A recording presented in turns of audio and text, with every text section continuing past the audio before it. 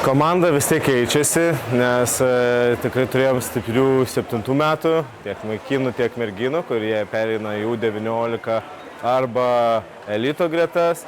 Tai dabar prisijungia šiek tiek jaunesni, kai kurie jofininkai bando kabintis, tai 10 metų ir jaunesni sportininkai prie komandos. Tai yra išvykusių pagrindiniai lyderiai tiek Tajus, tiek Ieva išvykę yra į Tenerife kartu su elito komanda. Tai turim kaip ir pernai panašiu metu, panašiai apie 20 jaunimo amžiaus sportininkų, kurie padarys didesnės apimties darbą.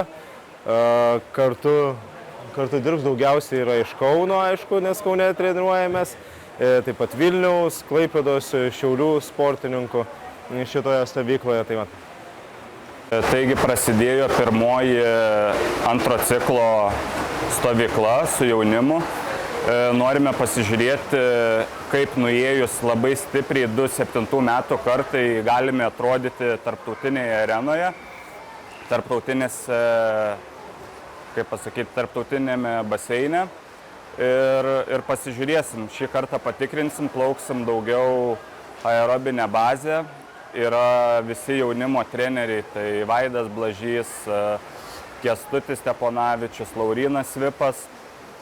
Pasitikrinsim, kokie mūsų dabar pajėgumai, atsirinksim šiek tiek tuos vaikus į sekančias stovyklas ir ruošimės Europos jaunimo čempionatui.